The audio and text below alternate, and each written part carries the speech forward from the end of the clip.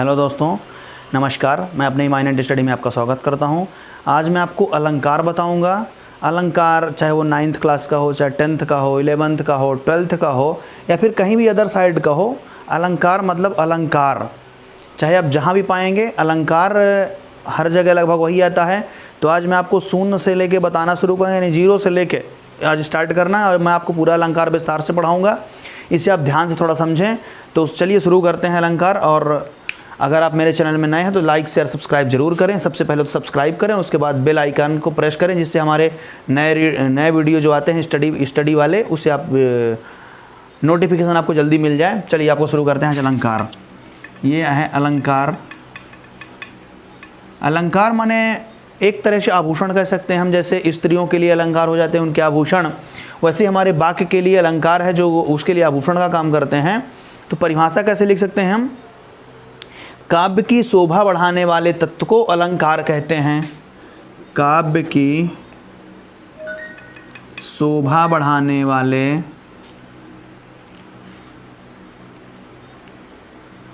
तत्व को अलंकार कहते हैं। काव्य की शोभा बढ़ाने वाले तत्व को अलंकार कहते हैं। अलंकार के भेद, इसके जो भेद हैं वो मुख्य रूप से 2 होते हैं। पहले तो ये शब्दालंकार हो गया और दूसरा है अर्थालंकार। शब्दालंकार और अर्थालंकार। शब्दालंकार वो रचना है जिसमें शब्द के कारण चमत्कार उत्पन्न होती है, मतलब ऐसी रचना जिसमें शब्द के कारण चमत्कार उत्पन्न होता है, उसे शब्दालंकार कहते हैं। अर्थालंकार में हम कह सकते हैं कि जब किसी रचना में या वाक्य में अर्थ के कारण चमत्कार उत्पन्न होता है, वहाँ अर्थालंकार होता है। शब्दालंकार में मेन रूप से 3 होते हैं। शब्दालंकार के भेद अनुप्रास, यमक और श्लेष, ऐसे आप पढ़ सकते हैं उसको। शब्दालंकार के भेद अनुप्रास, यमक और श्लेष। अर्थालंकार के मेन रूप से 3 होते हैं यहाँ पे, वैसे तो बहुत होते हैं, वो क्रमशः हम आपसे बाद में बताएंगे, लेकिन अभी 9th 10th के लिए इतना पर्याप्त है और 11th 12th के लिए भी लगभग। 11th 12th में जो स्पेशली आते हैं फिर उनको हम स्पेशल अलग से बताएंगे। अभी हम आपको बेस मजबूत कर रहे हैं, जिसमें उपमा हो गया, रूपक हो गया और तीसरा है अपना उत्प्रेक्षा हो गया। अब सबसे पहले शुरू करते हैं हम शब्दालंकार। इसको आप यदि लिख सकते हैं तो लिख लेंगे कि जब किसी शब्द रचना में या जब किसी भी वाक्य में शब्द के कारण चमत्कार उत्पन्न होता है, वहाँ शब्दालंकार होता है। इसके टाइप्स देखेंगे। पहले है अनुप्रास अलंकार। अनुप्रास में होता क्या है कि जब किसी रचना में वर्ण की आवृत्ति 2 या 2 से अधिक बार होती है। इसमें वही वर्ण हमको बार बार देखने को मिलेगा। परिभाषा लिखना हो तो लिख सकते हैं, जब किसी रचना में वर्ण की आवृत्ति 2 या 2 से अधिक बार होती है, वहाँ अनुप्रास अलंकार होता है। जैसे पहले का एग्जाम्पल हम बता रहे हैं, डेफिनेशन लिख लेंगे। जैसे रघुपति, रघुपति राघव राजा राम। देखिए यहाँ भी रा, यहाँ भी रा, यहाँ भी रा, यहाँ भी रा, माने रा की आवृत्ति 4 बार हो रही है। इसे आप परिभाषा कैसे बता सकते हैं कि जब किसी रचना में वर्ण की आवृत्ति 2 या 2 से अधिक बार होती है, वहाँ अनुप्रास अलंकार होता है। जैसे रघुपति राघव राजा राम। नेक्स्ट अपना आता है यमक। यमक में क्या होता है? यमक में भी ऐसे लिख सकते हैं आप कि जब किसी रचना में वर्ण की आवृत्ति 2 या 2 से अधिक बार आती है, लेकिन जितने बार वो अर्थ शब्द आते हैं उनके प्रत्येक बार अर्थ अलग अलग होता है। परिभाषा एक बार और समझ लें अच्छे से। जब किसी रचना में वर्ण की आवृत्ति 2 या 2 से अधिक बार होती है और प्रत्येक बार उसका अर्थ अलग अलग होता है, वहाँ यमक अलंकार होता है। जैसे कनक कनकते 100 गुनी, कनक कनकते 100 गुनी मादकता अधिकाय। कनक कनकते 100 गुनी मादकता अधिकाय। या खाए बौराए नर, या खाए बौराए नर वा पाए बौराए। ये जो कनक और कनक है, एक कर धतूरा होता है, एक कर सोना होता है।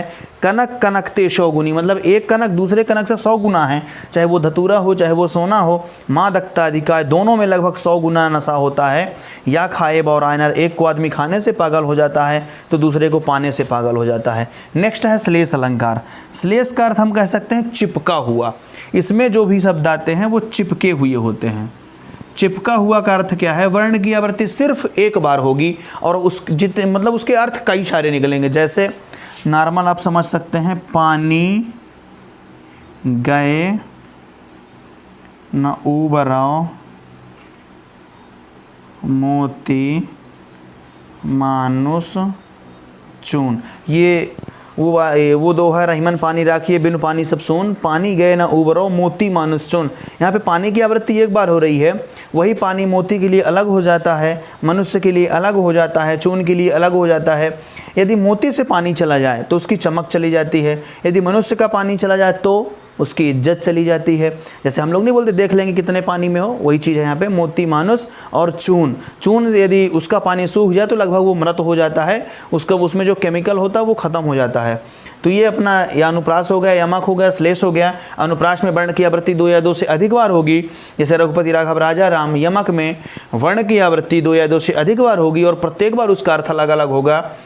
और श्लेष में पानी गए न उबरो मोती मानुष चून, वर्ण की आवृत्ति सिर्फ एक बार होती है लेकिन उसके कई सारे अर्थ निकलते हैं। ये हो जाता है अपना शब्दालंकार। उसके बाद आता है अर्थालंकार।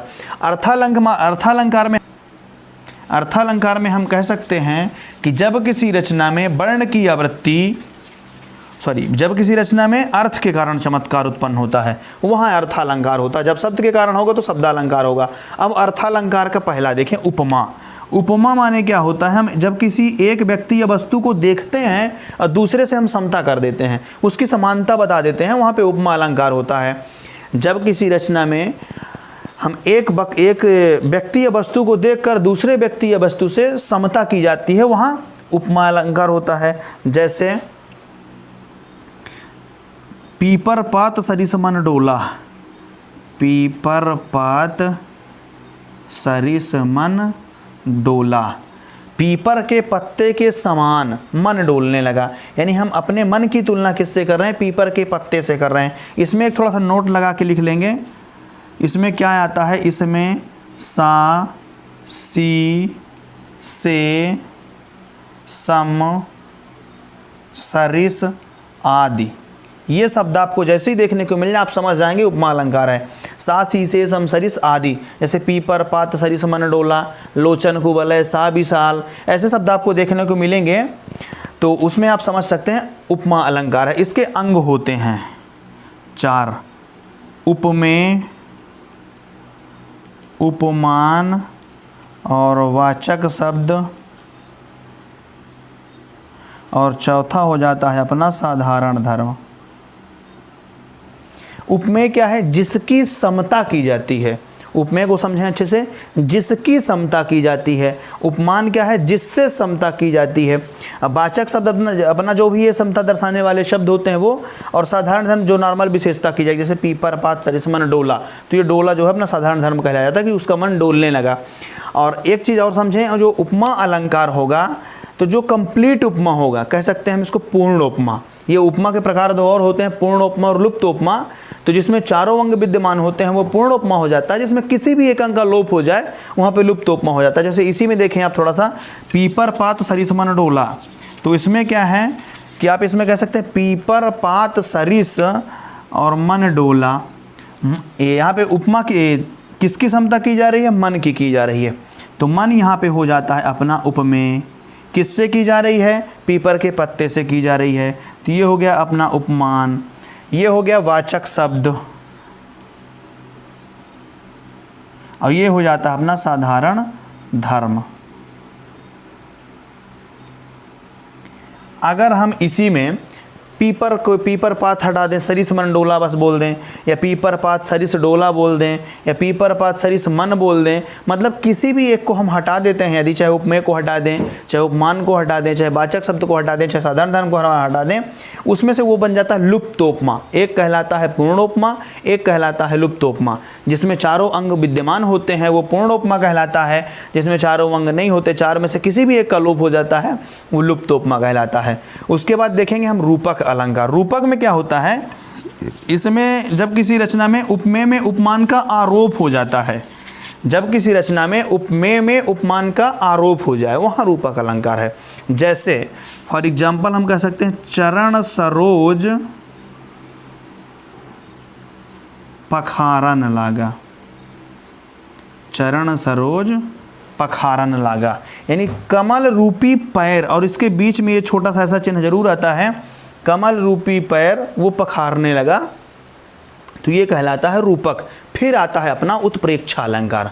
तो उत्प्रेक्षा का मतलब क्या है कि हम किसी भी एक व्यक्ति या वस्तु को देखेंगे तो उसमें हम संभावनाएं जान जाते हैं कि अब ऐसा हो रहा मतलब ऐसा, जैसे हमारा 10:30 बजे मतलब स्कूल जाने का समय है, और किसी का 10:30 मतलब ऑफिस जाने का समय है, किसी के अपने काम करने का समय है। मतलब एक चीज़ को देखते हैं और अपने अपने काम को मतलब उसकी संभावना व्यक्त की जाती है कि अब ऐसा होगा, तो वो कहलाता है उत्प्रेक्षा। परिभाषा कैसे लिख सकते हैं आप? जब किसी व्यक्ति या वस्तु को देखकर किसी दूसरे व्यक्ति या वस्तु से संभावना व्यक्त की जाती है, वहाँ उत्प्रेक्षा अलंकार होता है। जब किसी व्यक्ति या वस्तु को देखकर किसी दूसरे व्यक्ति या वस्तु की संभावना व्यक्त की जाती है, वहाँ उत्प्रेक्षा अलंकार होता है। इसमें थोड़ा सा नोट लगा के लिख लेंगे। इसमें जिमी, जानो, जिम, जस जाना हूँ, मानो, माना हूँ, माना हूँ आदि शब्द आते हैं, जिसमें जिम जानो, जिम जस जाना हूँ, माना हूँ, माना हूँ, मानो, ये शब्द आपको देखने को मिलेंगे। जैसे ही ये मिलें आप समझ जाइए कि उत्प्रेक्षा अलंकार है। जैसे मानो झूम रहे हैं तरु भी मंद पवन के झोंकों से। एक एग्जाम्पल तो आपके लिए ये बढ़िया आसान पड़ेगा। मानो झूम रहे हैं तरु भी मंद पवन के झोंकों से, या फिर आप इसे एक और कह सकते हैं, फूले कांस, फूले कांस सकल मही छाई, और जनु वर्षाकृत प्रकट बुढ़ाई। देखिए इसमें जनु आ गया, फूले का सकल मही छाई, जनु वर्षाकृत प्रकट बुढ़ाई। इसमें जनु लिखा नहीं, साथ जनु भी होगा। तो फूले कांस, जैसे हमको चारों साइड कांस फूली हुई दिखी हुई मिलती, तो पहले के ज़माने के जो सियाने लोग होते थे, बुजुर्ग लोग होते थे, वो बताते कि यदि चारों साइड कांसी फूल आए तो ये मान लिया जाता है कि वर्षा बुढ़ापे को चली गई, अब वो उतनी बारिश नहीं होगी जितनी पहले हो रही थी। फूले कांस सकल मही छाई, जनु वर्षाकृत प्रकट बुढ़ाई, माने कांस को चारों साइड फूला हुआ देखकर हम ये मान लेते हैं कि अब ये बारिश नहीं होगी। तो इसे एक बार अच्छे से आप देख लेंगे। अर्थ अलंकार कहते किसे हैं? काव्य की शोभा बढ़ाने वाले तत्व को अलंकार कहते हैं। फिर इसके भेद मुख्य रूप से दो होते हैं, शब्दालंकार, अर्थालंकार। एक तीसरा भी होता है उभयालंकार। तो शब्दालंकार में क्या होता है? शब्द के कारण चमत्कार उत्पन्न होता है। अर्थालंकार में क्या होता है? अर्थ के कारण चमत्कार उत्पन्न होता है। और उभयालंकार में दोनों के कारण चमत्कार उत्पन्न होता है, लेकिन वो आपके सिलेबस में है नहीं। अब शब्दालंकार को देखें। शब्दालंकार के भेद अनुप्रास, यमक और श्लेष। फिर अनुप्रास क्या है? जब किसी रचना में वर्ण की आवृत्ति 2 या 2 से अधिक बार होती है, जैसे रघुपति राघव राजा राम। यमक में क्या होगा? वर्ण की आवृत्ति 2 या 2 से अधिक बार होगी और प्रत्येक बार उसका अर्थ अलग अलग निकलेगा। जैसे कनक कनकते शौगुनी, मादकता अधिका, या खाए बौराए नरवा पाए बौराए। श्लेष माने क्या होता है? चिपका हुआ। शब्द की आवृत्ति एक बार होगी, उसके अर्थ कई के निकलेंगे। जैसे पानी गए न उबराव मोती मानुष चून। नेक्स्ट है अर्थालंकार, उपमा रूपक उत्प्रेक्षा। उपमा में क्या होता है? हम एक व्यक्ति या वस्तु को देखते हैं, दूसरे व्यक्ति या वस्तु से समता कर लेते हैं कि वो उसके समान है, वो उसके समान है। इसमें सा, सी, से, सम, सरिस आदि शब्द आते हैं, जैसे पीपर, पात, सरिस, मन, डोला। ये आप एग्जाम्पल देख सकते हैं। रूपक में क्या होता है? उपमेय में उपमान का आरोप होता है, वहाँ रूपक अलंकार होता है। जैसे चरण सरोज पखारन लागा। फिर है उत्प्रेक्षा। उत्प्रेक्षा में हम क्या करते हैं? एक किसी व्यक्ति या वस्तु को देखते हैं और दूसरे हम किसी व्यक्ति या वस्तु से संभावना व्यक्त कर लेते हैं। जैसे जिमि जानो, जिमि जस जाना हूँ, माना हूँ, मन हूँ, मानो आदि शब्द आते हैं। जैसे फूले कांस सकल मही छाई, जनु वर्षाकृत प्रकट बुढ़ाई। तो इसे आप अच्छे से रिवाइज कर लेंगे, जिससे आपका अलंकार मजबूत हो जाएगा। बाकी जो अलंकार आते हैं, जैसे 10th में आते हैं, वक्रोक्ति है, अन्योक्ति है, अतिशयोक्ति है, उसे हम क्रमशः अब विस्तार से बनाएंगे। अभी अलंकार का जो बेस था, स्टार्टिंग पॉइंट था, उसे हम समझाने का प्रयास किए हैं अभी। आशा करता हूं कि आपको समझ में आया होगा। यदि समझ में आ जाए, अच्छा लगे तो लाइक ज़रूर करें और अपने दोस्तों को भी शेयर करें। और सब्सक्राइब करने के बाद बेल आइकन जरूर प्रेस करें, जिससे मैं जैसे ही नया वीडियो डालता हूं यहाँ से, तो आपके पास तुरंत नोटिफिकेशन आ जाता है और उसे आप ज़्यादा जल्दी मतलब उसका फ़ायदा उठा सकते हैं। धन्यवाद।